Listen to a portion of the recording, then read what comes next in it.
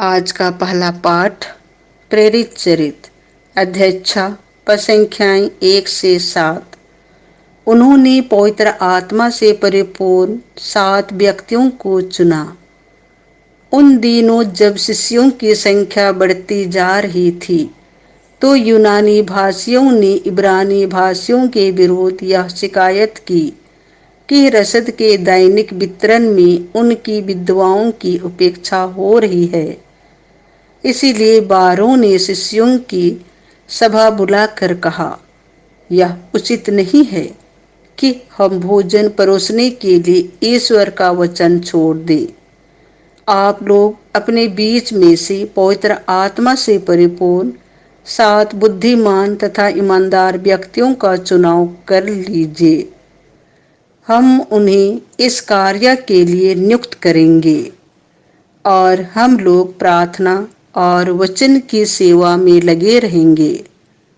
यह बात सबों को अच्छी लगी।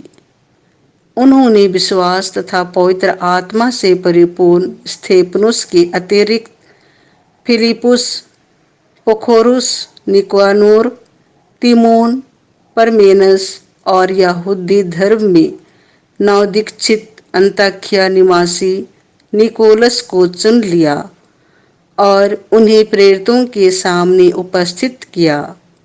प्रेरितों ने प्रार्थना करने के बाद उन पर अपने हाथ रखे।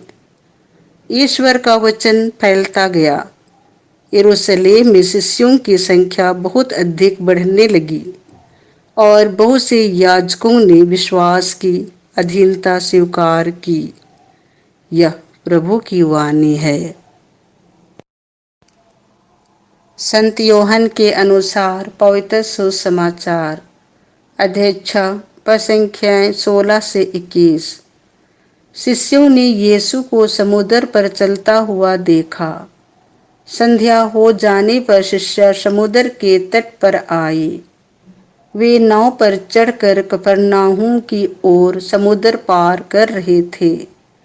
रात हो चली थी और यीशु अब तक उनके पास नहीं आए थे। इस बीच समुद्र में लहरें उठने लगी क्योंकि हवा जोरों से चल रही थी। कोई 3-4 मील तक नाव खेने के बाद शिष्यों ने देखा कि यीशु समुद्र पर चलते हुए नाव की ओर आगे बढ़ रहे हैं। वे डर गए, किंतु यीशु ने उनसे यह कहा, मैं ही हूँ, डरो मत। वे उन्हें चढ़ाना ही चाहते थे कि नाव तुरंत उस किनारे जहाँ वे जा रहे थे लग गई। यह प्रभु का सुसमाचार है।